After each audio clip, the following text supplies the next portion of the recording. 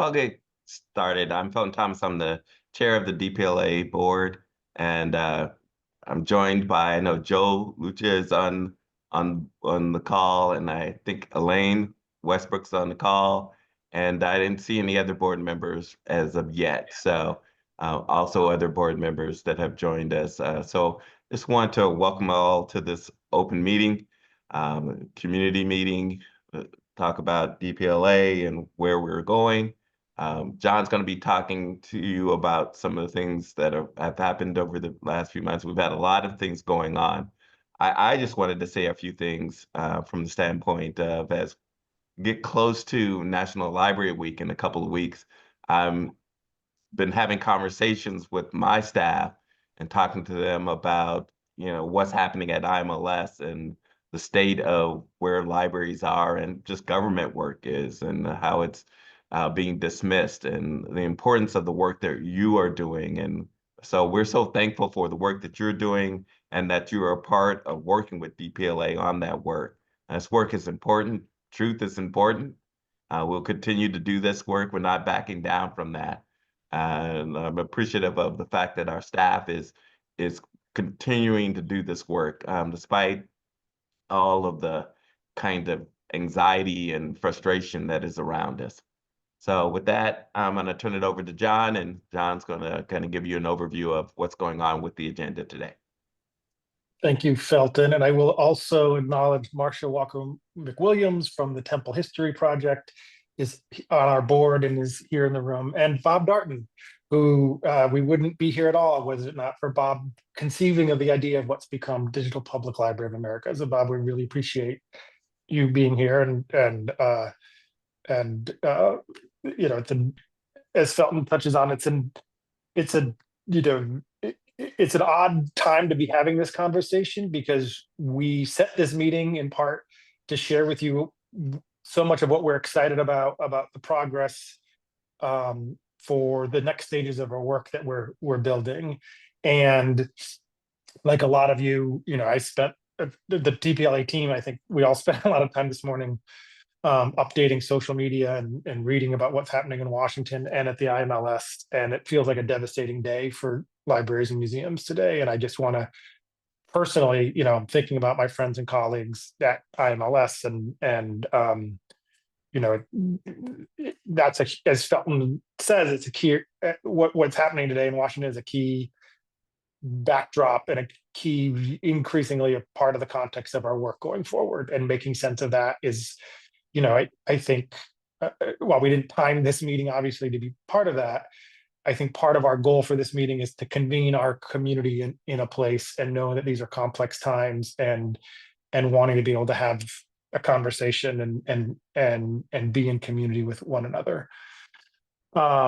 With that setup, I guess I will share a couple of the things that we've decided. So I'm just making sure that everyone is able to get in that can get in. Partly, largely in response to the changing circumstances and things that are going on. And actually, as I'm saying this, I wanted Michael Delabita and Dominic Bird McDevitt from the DPLA team are here with their cameras on. So I want to acknowledge and thank their work, and Suzanne is here with her camera off. A couple of things that as we think about the terrain and the moment that we're in. One, we made the decision this week to hold off on invoicing to our existing DPLA network members for the rest of the year. So we're pausing invoicing to membership costs and continue, and we're going to continue to do the work while we pause that. Second, we shared this in January as an overview. We have the opportunity to award subawards to support work underway in our network. We've convened an advisory committee. I see some of you are here in the room today to help us craft the focus of the awards that we're going to put out and to review the entries that come in. I will say that we've had a very robust discussion earlier this month about how we balance the needs and the work that's in front of us and the projects that are really important for us, while also taking account of the disruption facing the field right now. And so, we're working through that. The committee's helping with us. Today we've completed a draft version of the RFP that we're going to put out. We're going to share it with that committee, and then we'll share it, get feedback on that, and share it a full RFP, with the goal of putting money out into the field through sub awards later in the year. In the summer is what we're targeting. We can share more about that when we get to that point and into the question part of the agenda. But we're excited to be able to put that money out, and we want to make sure we're responding to the needs and opportunities of 2025 and beyond, and not just thinking about the past. And thinking about moving forward, in the past, one of the more exciting and delightful parts of our project has been what we call DPLAfest. It's the gathering of our communities. It's the gathering of folks either deep in our work as well as folks new to our work. It's how I've met several of you here in this room. We're reconvening DPLAfest for the first time since 2019. Excited to give you all a sneak preview and a save the date that we'll be convening October 20th and 21st at the invitation of Chicago Public Library at the Harold Washington Library Center. I have a note here from Chicago Public Library Commissioner Chris Brown. He's in his own board meeting right now, which is also, I think, public but not live streamed, that he's excited to host. We're excited to work with the Chicago Public Library team once again. So that's exciting. Elaine, were you asking a question? Yeah, I just wanted to point out that a lot of travel budgets are going to get slashed. So I would expect that the attendance will be probably lower than we normally would expect for this meeting. Yeah, and that's a thing that we're discussing. And actually, that's a great segue, to help us understand the sense of the room and to get us out of our own internal conversations. We've also convened, there's been a committee of folks who have come together now, I think, 3 times to help us think about some of these details, review these details about how we're going to structure the meeting, how we're going to balance in person and potentially live streaming opportunities, and what that's going to look like. And some of those folks are here today, and we'll have a chance to bring them into discussion later. We'll be sending out the sort of more formal communications in the weeks ahead, but wanted to get that on everyone's here's agendas and schedules as early as we can. And actually, that committee, the DPLAfest Planning Committee, is reconvening on Monday afternoon. So if you're interested in being part of that, raise your hand in some way, shape, or form, or message Dominic, who's been convening that meeting. But we're reconvening Monday to do the next step.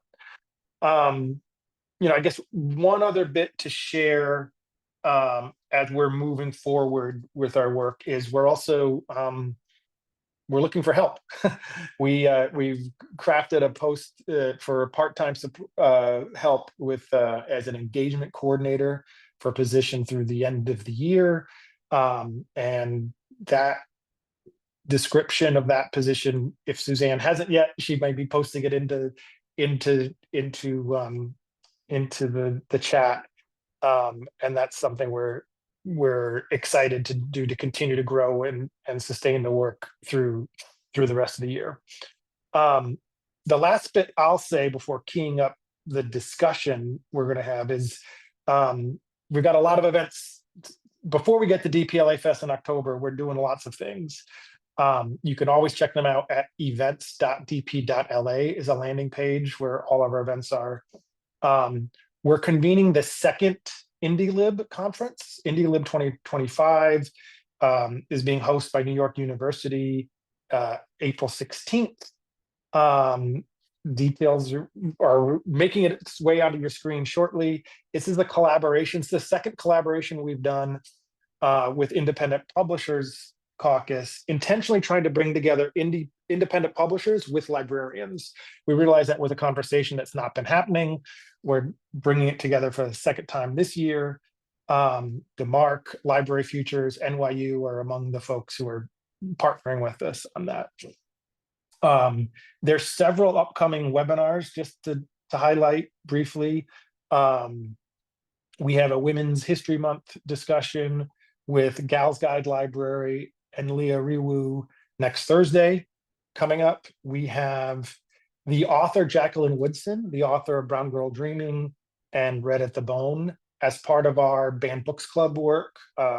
We're excited to be able to host a conversation with Jacqueline Woodson, who has the burden, frankly, of being one of the most banned book author, an author of 2 books that have been commonly banned and deleted, and we think uplifting. As part of our work, we've been intentionally trying to uplift those authors and those titles, and we're excited to be able to host a conversation with her next month on April 25th. And then our partner and collaborator, Rick Adler from Michigan, who I didn't see if Rick was here, but he usually is. We're hosting as part of the relaunch of Michigan Memories. There he is. Rick, you want to do a plug for the event May 15th, since you're here? And also shout out for the 8.5 for the Fellini poster in the background. That's high art.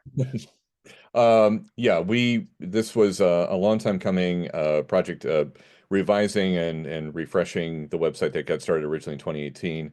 In 2022, feels like a long time ago now, we got funding to actually completely redesign it, and it took a while. There are a lot of things to do, but we finally were able to launch it on February 28th, and so I've been able to shop it around. Oh, thank you. We're excited to host that. There are a couple other events that are on the pipeline to share.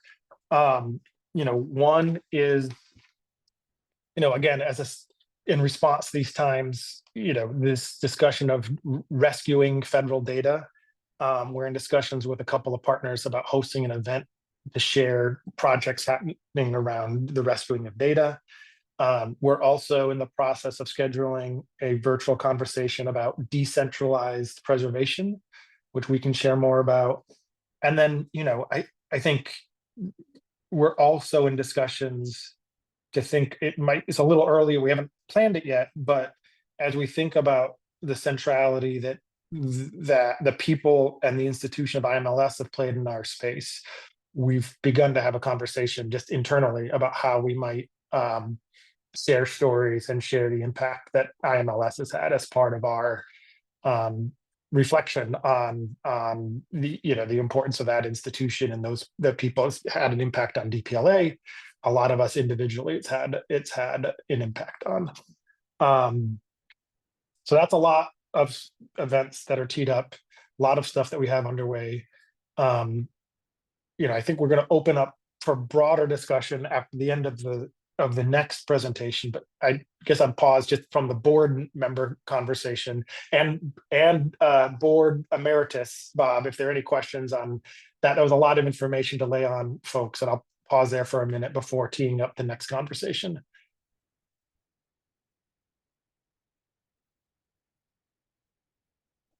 All right, well, as I tee up in the virtual wings, our partners from the Free Library of Philadelphia and our partner from North Philadelphia, from Joe Lucia at Temple, to be part of the next conversation. Just to set the table a bit, last year we reviewed the Cultural Heritage Program, the work that you see when you go to dp.la, and left that process with the notion of, one, this work is more important than ever, of uplifting memory and intentionally sharing American heritage online, and 2, to really grow it and be responsive to the needs for the next decades of that work. We need an institutional home beyond that which a small nonprofit can provide. We teed up, we working with an external steering committee, I think a couple of you were in the room. I saw Ann Hanlon walk into the room from Wisconsin, from University of Wisconsin-Milwaukee. We teed up 4 criteria for that work. The ability to sustain and support the project into the future, a commitment to community engagement, especially of an ability to work with communities not traditionally welcome in projects like ours, an experience with collaborative projects, and the ability to work with large-scale data infrastructure. And in short, not to belabor teeing up our friends from the Free Library of Philadelphia, but we were really excited to land with them as that partner. I should say we selected them, after talking to about 20 different potential organizations. I think in part, as many of you know, the Free Library of Philadelphia is the oldest civic institution in the US. It really is the birthplace of the public library in the United States, which we feel like is so important. And as you'll hear, as I cede to Kelly and Priscilla, it's an institution that's really primed to have a level of both community and digital impact in a whole different way. And I guess the last bit I'll say is, in parallel to the conversations we've been having with the Free Library of Philadelphia, we've been in the process of engaging a set of national funders to support the next stage of this work and to make it a sustainable, ongoing project. We've made lots of progress on that. I'll say that the regranting, the subawards that I mentioned earlier, is part of that progress. We'll have more to share about that funding in the weeks and months ahead. But for now, I want to introduce, and maybe I wanted to invite in both Joe Lucia, who's been part of this partnership building with his dual role as a DPLA board member and the dean of the Temple University Libraries, and delighted to welcome Kelly Richards, the director of Free Library of Philadelphia, and Priscilla Suero, the first deputy director of the Free Library of Philadelphia. And we've been doing versions of this conversation kind of in a couple of closed meetings, both in person and virtual. And Joe, since you have the prerogative as a DPLA board member, I don't know if you want to kick things off as a Philadelphian and as a someone at the founding of DPLA, where this sits for you. Sure. So I'll just say quickly that earlier this week, I had the opportunity to speak with the board of the Philadelphia Library Foundation, the Free Library Foundation, to talk a little bit about where we are and where we're proposing to go in collaboration with a free library. I will leave it to Kelly and Priscilla to share how they felt that went, but I thought we had a very productive conversation about the legacy of the work, what it currently requires in terms of community engagement across our broad national cohort of participants in the project of sharing digital cultural heritage. And we talk a little bit about what that could look like in the future, with a focus on honestly, the upcoming 250th anniversary of the country in 2026, and the fact that anchoring this work in the Free Library provides us with a way of casting a narrative about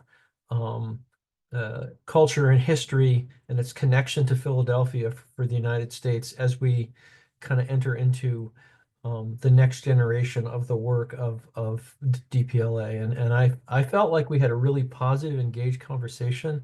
The board members were very curious. They asked a lot of good questions.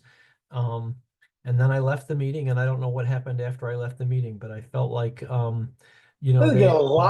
and direct report backs here. So I think that, the goal of that meeting was to get them briefed on what we were proposing and to get them to understand a little bit about what the work had been historically, so that they could more comfortably kind of embrace it, because the The project is going to be anchored, if I'm not mistaken, in the foundation as opposed to in the Free Library organization itself. And so that's the background. And I'm going to turn it over now to, I don't know if Kelly and Priscilla, who's going to talk first, but they were present, I think, in that meeting. At least I know Kelly was. And they can maybe give you a sense of how things went after that conversation. Thank you, Joe. Good afternoon, everyone. I'm Kelly Richards, President Director of Free Library of Philadelphia. This is it's a great opportunity to talk to all of you today. Appreciate this time. Thank you, John. Just to kind of give you a general idea of what took place in the meeting, Joe pretty much teed it up already.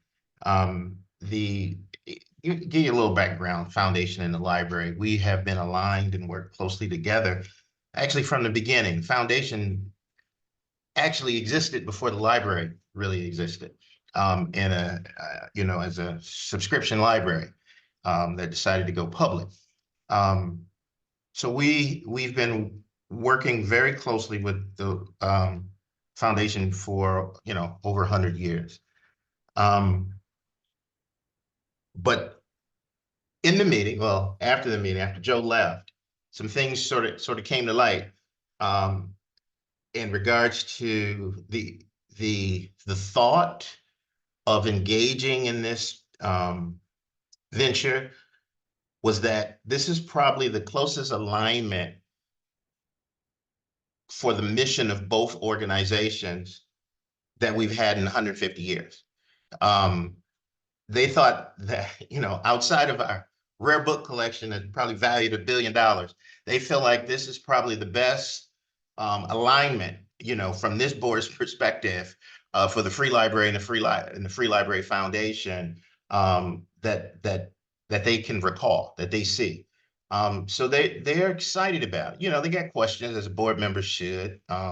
These are, Fortune 500 ex-execs, or, very wealthy business owners. So they had some pointed questions, a few for Joe, myself too, after the meeting was over. But they thought that this was something that can really, that the Free Library and the Foundation could really work together to build up on what DPLA has already been doing, and work with this group, this team, to do something great. So there's a lot of buy-in right now from the Foundation board and the Foundation staff. So, we over on the library side, as far as staff, we've thought for a long time that this was be something great, but we had an opportunity to really do a good presentation. I appreciate Joe to the Foundation board, and they were sold. If that helps you understand how much they've bought into it at this particular point. They've got some questions, and the time that it's going to take to look at roles and responsibilities as we move forward. They believe that this is something that can be worked through, but there's some excitement behind it. Any questions? This is just a brief overview. I was going to do two contextual points, which I should have done at the outset, which is I anticipate this being the first of many such public-facing conversations. And Priscilla and I have talked about finding time to do a deeper dive for the part of our community that's most engaged with the network. So this is fabulous to have this as the first conversation. The second thing is just to lay out there, and Kelly, you had alluded to this, there's a lot in the TBD category, right? There's a lot around the detail side for us to work through. And as we do so, we'll be, in doing so in dialogue and in partnership with the folks that have been most engaged with this work in the past. And the last bit I'll say, and before pausing and seeing, Priscilla, if anything you want to add, is we're recording this part of the session to share it with folks of our community that wouldn't be there. When we switch to the conversation and the question and answer, we're going to pause the recording because we want to maximize folks' ability to ask questions, and to do so in a way that's not being preserved for history for for a variety of reasons at this moment in time. But I just wanted to set that context. Sorry, Priscilla. Oh, no worries. I mean, Kelly was in a board meeting on Tuesday. I wasn't present, so I think he's sharing the most latest and current information to everyone on this call. But thank you for making the time and space.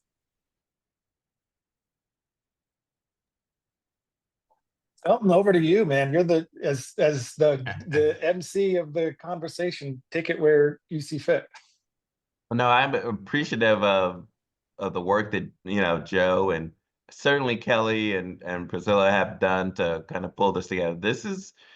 It's a super challenge, like the work that's being done. And you know, from the board standpoint, we are excited about where this is going and how this is moving. We're appreciative of the staff and the work the staff has been doing to make this work, and certainly for you, Mr. Bracken, and raising the money to support this project moving forward.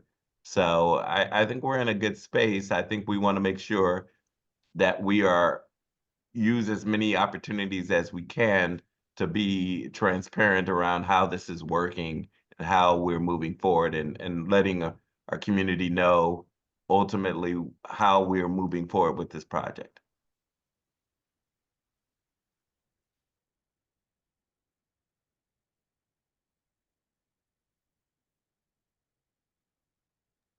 At the risk of putting anyone on the spot, since I did name check her because she was involved with the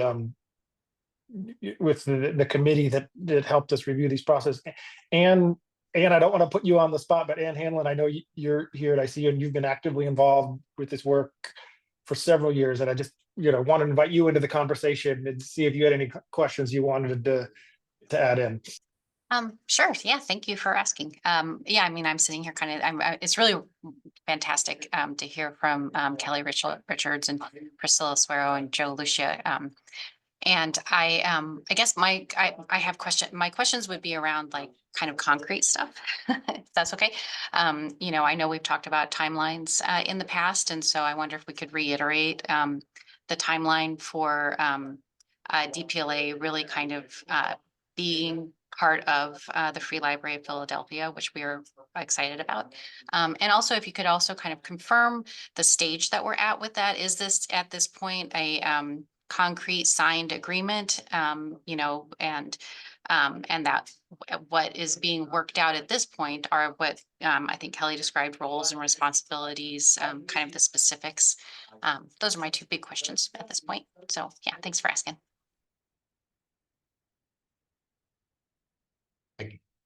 John, you want me to?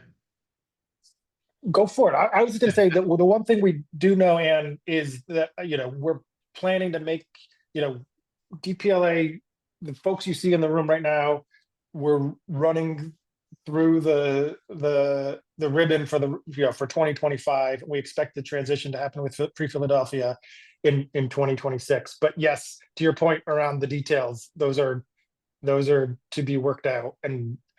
But Kelly, go for it. Right now, we had to work through this internally first. The way the process, it's a different process than RFP, procurement, whatever, however you want to say it, process than what we've ever had to go through before. So this was totally different. So we prepped a couple senior board members, basically board chairs from both sides, as the process was moving along, so that they were aware of it. But we were working through internally, how would this work with the Free Library? What would the interest be? How would the Free Library and the foundation, work together on this particular project? What would it mean for the Free Library? What would it mean for, digital cultural heritage? Something that the Free Library has been in, from the very beginning, being able to digitize materials. We've been doing it to the point where, the equipment didn't really exist and we had to get it created for us. That's how long we've been doing this. So, it was somewhat of a easy thought process internally. Would this be advantageous for us to participate in? Anyway, that's the internal discussion, some of the internal discussions that we had. but the way the RFP process was set up, those were processes we had, then we did it. Knowing that roles and responsibilities had to be worked out, knowing that our board members would have to be engaged in the process. And that's where we are now, is engaging the full boards, the executive committees, letting them know what's going on. Our chairs had already been somewhat sold on the project, sold on the process, knowing that they've got, support from the overall board. So right now, where we are is we've had a meeting with the full foundation board. We're going to have a meeting with the library board. They're going to come to terms, come to an agreement. The agreement of the DPLA, agreement will get signed. Then we'll be looking at roles and responsibilities more specifically in detail on how we're going to work this process out. But just so that you all are aware, this isn't a new process for the Free Library. We have worked, again, 150 years with our foundation, to the point where we have foundation staff running whole divisions in the city library. So it's not unusual for us to work together in this sort of environment. My role as a library director has been to sort of, create that firewall in between and make sure both of the organizations, nonprofit side and the government side, were running efficiently, but appropriately, so to speak. So we're already going through that particular process. So if that helps you understand, we're looking at all of that. And when we get to the point where both boards are informed on all of the specifics of the detail, they have their votes, they move forward, we sign the agreement, and all of that will take place, as John said, this particular year. Hopefully, I'm not confusing you, but that was just how this RFP process was different. And from my understanding, I think most of you recognize how that you set the process up. So, Thank you. I appreciate that. okay. I also want to acknowledge Chelsea Rowell from Harvard University and Martin Caliphonic, who also were also key parts of that transition committee. So thanks so much. Teresa, you have your camera on, so I don't know if that means you want to grab the mic, but thanks. Thanks for being here too. The one thing I'll add, I alluded to the fact that we had the opportunity to share some of these details that we're sharing now in an in-person conference that Knight Foundation hosted for public library leaders last month. And I think one of the exciting things about that is we left that meeting with, Priscilla and Kelly and Felton and Elaine and Joe were all there. You could add more, a sense of, this was a room largely of folks not active in DPLA and the cultural heritage work on a day-to-day basis for the most part for the last few years. But I left with a sense of the room that there, excitement about what we're building together, the next level could be, and ways in which, a lot of the folks in the room could become involved. And so I think, those are things that, in addition to the work that Kelly just laid out, in the future, as we get into 2026 and beyond, we've got some really exciting opportunities, which again, talking about exciting opportunities today with everything else going on, I feels a little awkward, but it also feels necessary, right, to be able to imagine and think about what we're going to build together in the future.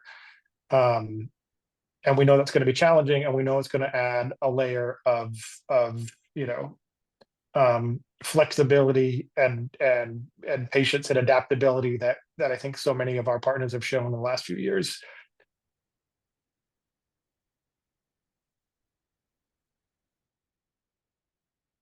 John, can I jump in? I've raised my hand here. I just want to say one of the things that we did talk a little bit about at the meeting with the Philly Library Foundation Board was some of the potential areas to explore with kind of emerging AI tools and digital collections. And I actually mentioned our relationship with Ben Lee as a potential, kind of avenue for partnership to look at some of that work. And I just wanted to mention that we're not only thinking about how to reproduce the infrastructure in a new organizational context, but how to extend it and think about new ways of looking at digital collections in that context. And that was, I think, an important area that the foundation folks were really engaged with.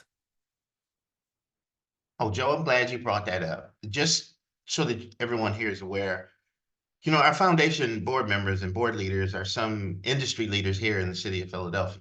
And they're on the board because, one, they're bibliophiles, but some because that's their background in publishing or what have you. And so